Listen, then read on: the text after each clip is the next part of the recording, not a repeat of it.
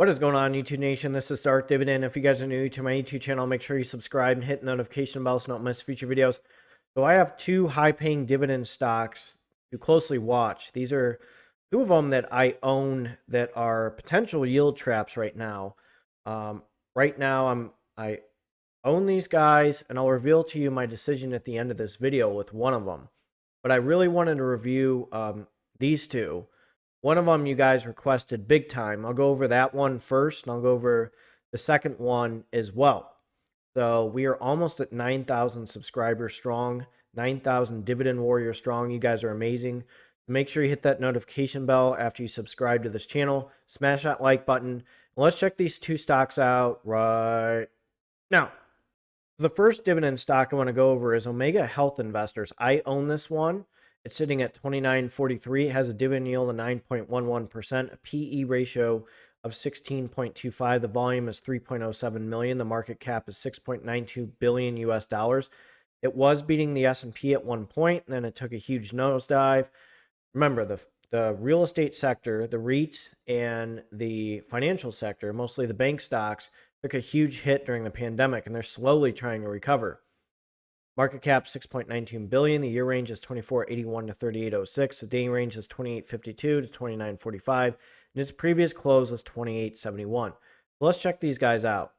OHI is a triple net equity REIT that supports the goals of skilled nursing facility and assisted living facility operators with financing and capital. We are partners with 64 of the most future-focused, growth-oriented operators in the U.S. and U.K., accelerating their growth strategies with $1.45 billion unsecured credit facility and proven access to the largest public equity and debt markets in the world. So I'll show you their portfolio.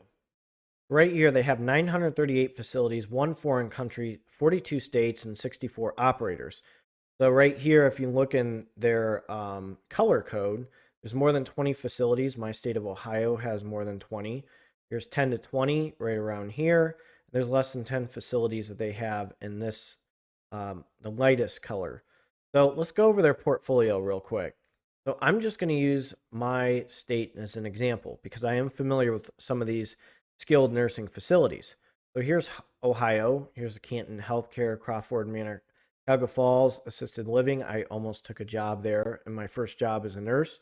Heather Hill on Chardon. Actually, there's a lot of patients I live in Lake County, and a lot of patients are directed to Heather Hill for rehab. Oak Pavilion, that's pretty popular in Cincinnati. Right over here in, let's see, Crawford Manor is pretty popular. Laurel's of Steubenville. The Laurel's is pretty big. So that's a big skilled nursing facility. Twinsburg has one. I almost took a job there. And the thing about skilled nursing facilities, and behavioral health is huge, by the way. The thing about skilled nursing facilities and behavioral health, mostly let's start with behavioral health. It is so hard to get a patient admitted to behavioral health right now. And because there's such a huge demand, the demand is off the chain. Now, it could be with issues of noncompliance, depression, post-pandemic, alcoholism, substance abuse. Unfortunately, that is on the rise, and that's a big problem. The other thing is with skilled nursing facilities, people are getting sicker, diabetes, hypertension, heart attacks, just so many things. Osteoarthritis, osteoporosis. People are just not taking care of themselves.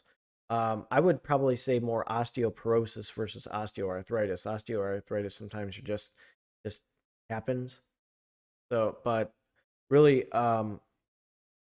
there's a strong correlation. If you have hypertension, you have diabetes, hyperlipidemia, which means like lipids, LDL, HDL, people are going to get strokes.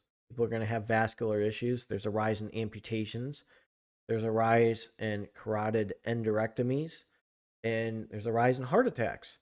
And all these people who are beat up sometimes are recommended to go to skilled nursing. People are getting older, and they need to go to skilled nursing facilities. Don't forget, in the winter in cold states, people fracture hips, and they're recommended to go to skilled nursing facilities. So the elderly population, the baby boomers are starting to retire, and A lot of them are recommended to go to skilled nursing facilities because of the rise in the sedentary lifestyle.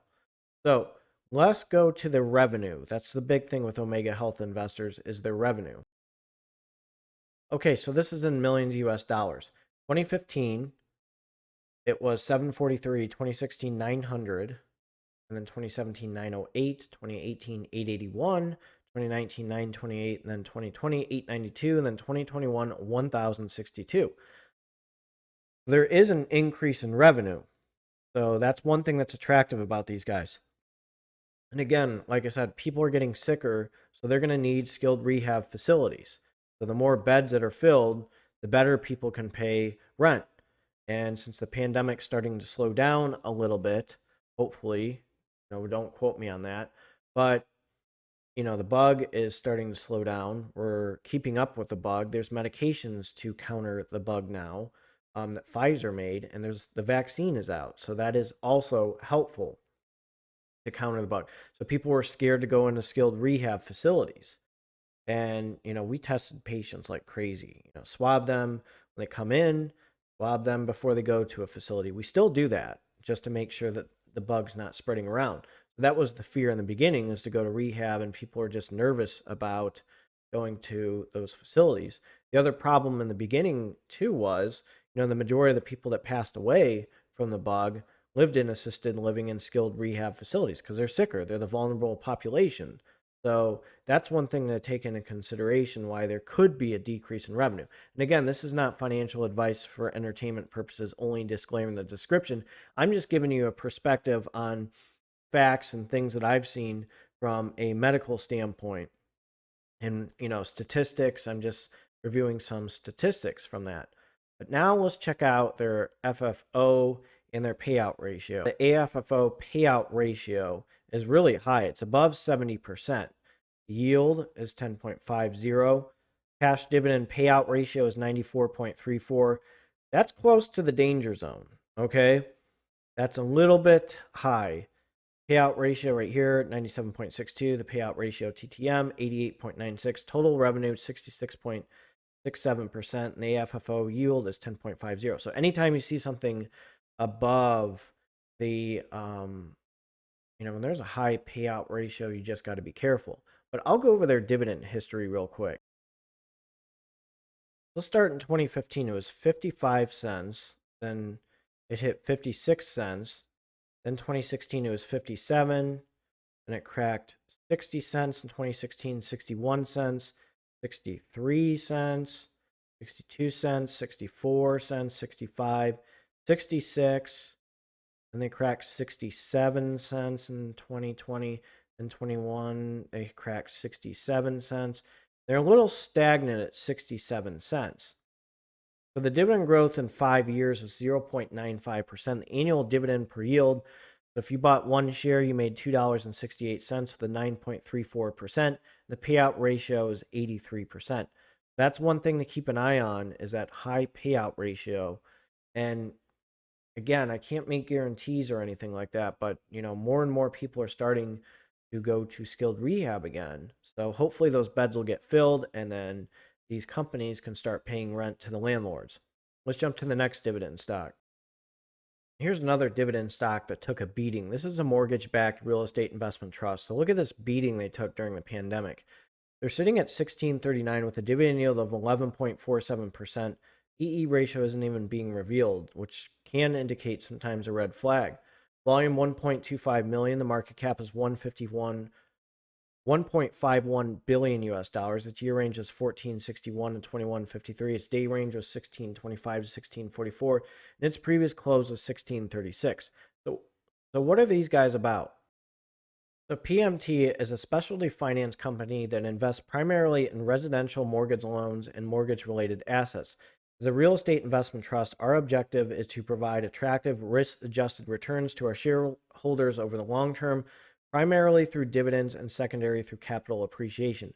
Our investment focuses on mortgage-related assets that we create through industry-leading correspondent production activities, including mortgage service rights and correspondent production. We acquire, pool, and securitize all or sell newly originated prime credit quality loans. Our interest rate sensitive investments include MSRs, mortgage-backed securities, and related hedge instruments. Our credit sensitive investments primarily consist of credit risk transfer investments related to loans sourced through our correspondent production that were delivered to Fannie Mae. Let's look a little bit more into these guys. So this is in millions US dollars. 2015, they were 373, 2016, 421, 2017, 469, 2018, 526, 2019, 786, 2020, 740, and then 2021, 725. There is a decrease in revenue from 2019 to 2021, but there was an increase in revenue from 2015 to 2021. But we need to look into a few more things. Let's go in June of 2021. Revenue was down 42.25%. Net income was down 91.8. Diluted EPS 92.9. Net profit margin negative 85.8. Operating income down 97.05%. September revenue, down 33.18%. Net income negative 35.96. It's way down from 136.12. Diluted EPS is minus 45. That's down. Net profit margin is down 18.72%. Operating income is down 133.27. Cost of revenue 8.83%. Revenue down 18.36%. Net income down 120.37. Diluted EPS minus 0.29. Net profit margin minus 7.63, down 124.94%. Operating income 126.4. Cost of revenue down 55.67. Revenue down right here 188.59. Net income minus 19.13. It's down 126.72. Diluted EPS down 147.76. Net profit margin is up. Operating income is down. Net change in cash is up. Cost of revenue is down 51.33%. Look at a few more things. So this is per marketbeat.com. PennyMac Mortgage Investment Trust announced a quarterly dividend on Thursday, June 2nd. Per Zacks, investors of record Thursday, July 14th will be given a dividend of 0.47 per share by the Real Estate Investment Trust on Thursday, July 28th. This represents a 1.88 annualized dividend yield of 11.57%. Ex-dividend date of this dividend is July 13th. PennyMac Mortgage Investment Trust has a payout ratio of 111.9%, indicating the company cannot currently cover its dividend with earnings alone and is relying on its balance sheet to cover dividend payments. Equities analysts expect PennyMac Mortgage Trust to earn $179 per share next year, which means the company may not able to cover its 1.88 annual dividend with an expected future payout of 105%. So, right here, the stock has a market capitalization of $1.58 billion, a price to earnings ratio of negative 22.9%, and a beta of 1.10. The firm's 50-day simple moving average is 15.84, blah, blah, blah. But the debt to equity ratio 1.38, a quick ratio of 0.52, and a current ratio of 0.52. So there's some negative news about these guys. And there's a few things I want to go over. I'll go over their dividend history, but the payout ratio of 111.9%, that's screaming yield trap. Now, I just posted a video of IVR and what happened with these guys. These guys are at a huge risk of a dividend cut. And I'll go over their dividend history, and I'll go over my stock that I sold and kind of take a hint which one I'm going to be selling. Let's start in 2011. It was 42 cents. Then it cracked 50 cents. 2012, it cracked 55 cents. Then it cracked 57 cents. And it cracked 59 cents. Then it cracked 61 cents. And then it goes down to 47 cents. Then it goes down to 25 cents. You can blame the pandemic. And it's 40 and then 47. So they declared a dividend on, it's still 47 cents. Dividend growth in 5 years is negative 1.28. The dividend yield is 11.50%. The annual dividend, if you bought one share, is 1.88. Number of dividend increases in the past 5 years is 2. And right, according to these guys, the payout ratio is 723%. That's, I don't know about that, but that could just be a calculation issue. But you see the payout ratio is super high, as I posted in, earlier and discussed. This one is screaming yield trap. So what I did, and I'll show you on my M1 Finance dividend portfolio. So in my fractional share portfolio that I have a small one. I put a higher percentage with Hercules Capital, and then a higher percentage was TSLX, and then RC and NRZ, and then ARC.